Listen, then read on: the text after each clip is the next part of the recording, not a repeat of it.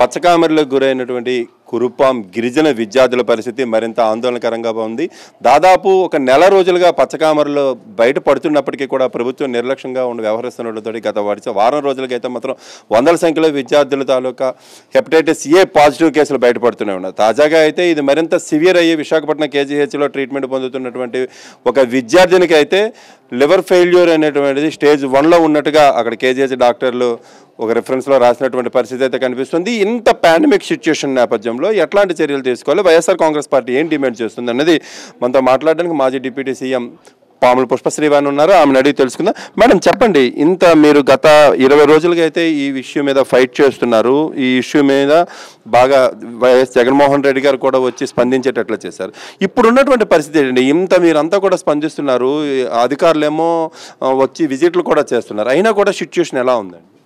Situation అయితే బ్యాడ్గానే ఉందండి. ఎందుకనంటే ఇంత జరిగినా కూడా ఇప్పుడు 1వ తారీఖున ఇన్సిడెంట్ వెలుగులోకి వచ్చిన తర్వాత మా ద్వారాగా ఆ 2వ తారీఖు నుంచే కలెక్టర్ గారు, పిఓ గారు అందరూ రావడం జరిగింది. తర్వాత మిగిలిన వాళ్ళు కూడా రావడం జరిగింది, ప్రజాప్రతినిధులు వీళ్ళంతా.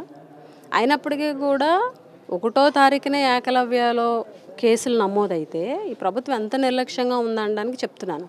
1వ తారీఖునే ఏకలవ్యలో కేసులు నమోదైతే 6 వరకు కనీసం స్క్రీనింగ్ చేయలే. ఓన్లీ రెసిడెన్షియల్ స్కూల్లో ఉన్నటువంటి పిల్లలందరికీ కూడా ఎక్కువ మంది పిల్లలు వచ్చేసారు కాబట్టి అని చెప్పేసి ఇది చేశారు. కానీ ఆ రోజు మేము డౌట్ ఎక్స్ప్రెస్ చేసాం, రెండింటికి బోర్ ఒకటే కాబట్టి అక్కడ కూడా స్టార్ట్ అయినాయి అని. మేము అలర్ట్ చేసినప్పటికీ కూడా ఈ ప్రభుత్వము నిర్లక్ష్యంతో 6 వరకు స్క్రీనింగ్ స్టార్ట్ చేయాలి. 6 తర్వాత స్క్రీనింగ్ స్టార్ట్ చేసిన తర్వాత ఇప్పుడు దగ్గరగా ఇప్పటికే ఒక 20 నుంచి 25 మంది ఎఫెక్ట్ అయ్యారు. ఇక్కడ గవర్నమెంట్ నిర్లక్ష్యం, ఇన్స్టిట్యూట్లో ఉన్న వాళ్ళ నిర్లక్ష్యం, వైద్యుల నిర్లక్ష్యం వల్ల 2 పిల్లలు చనిపోయారు. అంటే ఈ హెపటైటిస్ ఏ అనేది, ఈ వైరల్ ఇన్ఫెక్షన్ అనేది వితిన్ డేస్లోనే ప్రాణం తీసేటువంటి పరిస్థితి ఉంది. ఈవెన్ దో హాస్పిటల్కి వెళ్ళిన కల్పనాని హాస్పిటల్లో జాయిన్ చేసినా కూడా 10 రోజులు ట్రీట్మెంట్ ఇచ్చిన అమ్మాయి చనిపోయిందని అంటే ఇది ఎంత వైరల్ ఇన్ఫెక్షన్, దీని యొక్క సివియారిటీ అనేది అర్థమవుతుంది కదా. అయినప్పటికీ కూడా ప్రభుత్వం మేల్కోకుండా 6వ తారీఖున తాపీగా స్క్రీనింగ్ చేసి ఇప్పుడు 25-30 మందిని ఇప్పుడు మళ్ళీ ఏకలవ్య స్కూల్ నుంచి అడ్మిట్ చేయడం జరిగింది. ఇప్పటికీ ఎవరైతే ఫస్ట్ అడ్మిట్ అయినటువంటి ఒక పాప ఉందో ఆ పాపకి ఇప్పుడు స్టేజ్ 1 లివర్ ఫెయిల్యూర్ అంటున్నారు. మ్యాక్సిమము స్టేజ్ 1 అంటే లివర్ ట్రాన్స్ప్లాంటేషన్ అయితే జరగాలన్నది కూడా ఎక్స్పర్ట్ డాక్టర్స్ అయితే చెప్తున్నారు.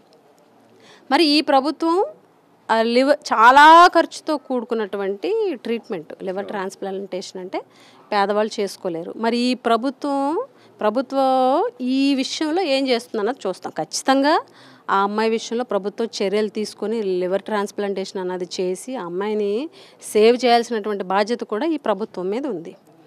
అలాగే ఇప్పుడు ఇన్ని కేసెస్లు నమోదవుతున్నా కూడా ప్రభుత్వం నిర్లక్ష్యంగా ఉంది, అంత సీరియస్గా లేదు అని మేము ఎందుకు అంటున్నామనంటే ఈ హాస్పిటల్లో కానీ లేకపోతే పార్వతీపురం హాస్పిటల్లో కానీ స్పెషలిస్ట్ డాక్టర్స్ని ఇప్పటివరకు పెట్టలేదు.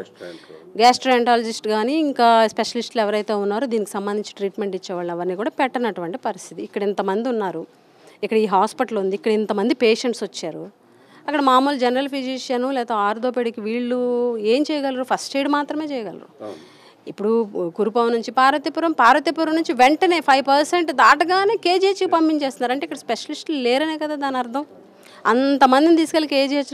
ఇప్పుడు ఈ కాన్సెప్టే జగన్మోహన్ రెడ్డి గారు మెడికల్ కాలేజీలు అనే కాన్సెప్ట్ అనేది అతి చేరువలో జిల్లా కేంద్రంలో ప్రజలకు అందుబాటులో గవర్నమెంట్ మెడికల్ కాలేజీ ఉంటే వాళ్ళకి మెరుగైన వైద్యం అందుద్దన్న కాన్సెప్ట్ జగన్మోహన్ రెడ్డి గారిది ఏదైతే ఉందో ఆయన కాన్సెప్ట్ ఒకవేళ కంప్లీట్ అయ్యి ఉంటే ఈరోజు ఈ పరిస్థితి 200 కిలోమీటర్ల అవతలను కేజీహెచ్కి వెళ్ళాల్సిన అవసరం ఉండదు. మరి మెడికల్ కాలేజీ క్లినికల్ హాస్పిటలే కదా కేజీహెచ్. అదే హాస్పిటల్ మన పార్వతీపురంలో వచ్చి ఉండేది కదా, కంప్లీట్ అయ్యి ఈరోజు సేవలు అందించుంటే. ఈ సీరియస్నెస్ని మీరు ఎట్లా ఎస్టాబ్లిష్ చేయబోతున్నారు? రేపు మీరు ఇంకే ఎట్లా న్యాయపరమైన పోరాటం కానీ గిరిజనుల తరపున పోరాటం కానీ ఎట్లా దీన్ని ఎస్టాబ్లిష్ చేయబోతున్నారు? ఖచ్చితంగా జగన్మోహన్ రెడ్డి గారు చెప్పడం కూడా జరిగింది ఈ విషయంలో పై స్థాయికి వెళ్తామని. మేము ఈరోజు నైట్ బయలుదేరి ట్రైబల్ సంబంధించినటువంటి లీడర్స్ అందరం కూడా ఎంపీ గారు అలాగే ఎమ్మెల్యేలు అరకు పాడేరుకు సంబంధించినటువంటి ఎమ్మెల్యేలు, మాజీ డిప్యూటీ సీఎంలు, మాజీ ఎమ్మెల్యేలు మేమందరం కూడాను రేపు హ్యూమన్ రైట్స్ కమిషన్ దగ్గరికి వెళ్ళబోతున్నాము. ఎల్లుండ ఎస్టీ కమిషన్ దగ్గరికి, నేషనల్ ఎస్టీ కమిషన్ దగ్గరికి వెళ్ళబోతున్నాము. ఈ అంశంలో ప్రభుత్వ నిర్లక్ష్యం అనేది క్లియర్గా కనిపిస్తుంది. ప్రభుత్వ నిర్లక్ష్యం వల్ల 2 ప్రాణాలు కోల్పోవడం జరిగింది. ప్రభుత్వ నిర్లక్ష్యం వల్ల ఈరోజు ఇంత ఎఫెక్ట్ అవ్వడం జరిగింది. సో ఖచ్చితంగా దీని మీద విచారణ జరపాలని చెప్పేసి మేము హ్యూమన్ రైట్స్ కమిషన్ దగ్గరికి, ఎస్టీ కమిషన్ దగ్గరికి కూడా వెళ్ళబోతున్నాము. ఖచ్చితంగా ఈ విషయంలో బాధ్యులు ఎవరు ఉన్నారో వాళ్ళని శిక్షించాలా. ఈ విషయంలో ఎవరి నిర్లక్ష్యం, ఈ ప్రభుత్వ నిర్లక్ష్యాన్ని కూడా ఖచ్చితంగా ఎండగడతామని కూడా ఈ సందర్భంగా తెలియదు. నెక్స్ట్ అండి, ఇప్పుడు మీరు ఇవన్నీ చూశారు, అక్కడ హాస్టల్కి వెళ్ళారు, ఇక్కడ హాస్టల్కి వెళ్ళారు. ఇప్పుడు టోటల్గా మన్యం అంతా కూడాను భయపడుతున్నటువంటి పరిస్థితి హాస్టల్లోని ఎట్లా ఉన్నదో. ఎందుకంటే ఇక్కడ ఫెయిల్యూర్ని అక్కడ పేరెంట్స్ని కూడా అనుమానపడుతున్నటువంటి పరిస్థితి. ఈ నేపథ్యంలో ఇక్కడ హాస్టల్స్కి ఇమ్మీడియట్గా ఏం చేస్తే మరలా ఇప్పుడు సెలవులు ఇవ్వడం అనేటువంటిది పరిష్కారం కాదు కదండి. వీళ్ళు మళ్ళీ స్కూల్కి తరగతులు తీసుకురావాలి. ఏం చేస్తే బాగుంటుందని మీరు అంటారు? ఇప్పుడు ఏదైతే ఆ స్కూల్కి జరిగిన వెంటనే ఈ స్కూల్కి జరిగింది. రెండింటికి కామన్ థింగ్ బోర్ ఉంది కాబట్టి 2 స్కూల్కి ఒకేసారి ఎఫెక్ట్ అయింది. మరి ఇంత పాండమిక్ సిచ్యువేషన్ అనేది ఇక్కడ జరుగుతున్నప్పుడు మిగిలిన ఇన్స్టిట్యూట్స్లో ఉన్నటువంటి పిల్లలందరికీ కూడా వ్యాక్సినేషన్ వేసేటువంటి ప్రయత్నం ఈ ప్రభుత్వం కనీసం చేయలేదు. కనీసం ఆ చర్యలు తీసుకోవడానికి ఆలోచన కూడా రాలేదు. అంటే ఎంతమంది వస్తే అంతమందికి రానివ్వండి, తీసుకెళ్తాం, స్క్రీనింగ్ చేస్తాం, ఇది చేస్తాం, వదిలేస్తాం. దురదృష్టం ఏంటంటేనండి 5 బిలో పర్సంటేజ్ రాగానే డిశ్చార్జ్ చేసేస్తున్నారు. చాలా కేజీహెచ్లో డిశ్చార్జ్ చేసేస్తున్నారు కొన్ని చోట్ల. కానీ అది డిశ్చార్జ్ అయిన తర్వాత తగ్గిపోవాలని లేదు, మళ్ళీ పెరుగుతుంది. ఆ అవేర్నెస్ కూడా ఇవ్వనటువంటి సిచ్యువేషన్ కూడా కనిపిస్తుంది. డాక్టర్స్ కానీ గవర్నమెంట్ కూడా డిశ్చార్జ్ అయిన వాళ్ళల్లో మళ్ళీ తిరుగురాదు అనేటువంటి పరిస్థితి కూడా లేదు.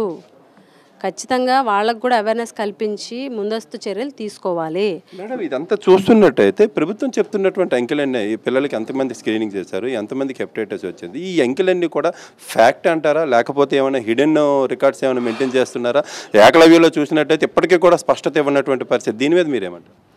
నేనైతే ప్రభుత్వం స్పష్టంగా ప్రజలకు నిజాలు చెప్తుందని అయితే అనుకోవట్లేదు. ఎందుకనంటే నేను 1వ తారీఖు నుంచి ఈ విషయంలో ఫైట్ చేస్తున్నా. నేను కేజీహెచ్కి వెళ్ళినప్పుడు అక్కడ పేరెంట్స్ కొంతమంది మీకు అసలు స్క్రీనింగ్ ప్రభుత్వం నుంచి అదే స్కూల్ నుంచి ఇన్స్టిట్యూట్ నుంచి ఏమైనా ఫోన్ వచ్చిందా, లేకపోతే అక్కడ ఆశా వర్కర్ ఎవరైనా తీసుకొచ్చారా, లేకపోతే మెడికల్ డిపార్ట్మెంట్ నుంచి మెడికల్లో ఉన్న వాళ్ళు ఎవరైనా మీకు ఫోన్ చేసి స్క్రీనింగ్ చేశారని అడిగితే మాకెవరు స్క్రీనింగ్ చేయలేదు. నాకు డౌట్ వచ్చి టొంపలపాడుకు సంబంధించినటువంటి ఒకరోడు, నేను ఊరి పేరు కూడా చెప్తున్నా, నాకు పేరు ఐడియా లేదు. టొంపలపాడు అనే విలేజ్కి సంబంధించినటువంటి ఒక పేరెంట్ ఏం చెప్పారనంటే మాకెవరు పిలవలేదు, మా పాపకి కళ్ళు పచ్చగా ఫీవర్ వచ్చిందనే డౌట్ తోటి నేను తీసుకొస్తే అది దాని పర్సంటేజ్ అనేది 6% ఉంది. వెంటనే కేజీహెచ్కి షిఫ్ట్ చేశారు, కేజీహెచ్కి వచ్చామమ్మా అని చెప్పేసి ఆయన చెప్పడం జరిగింది.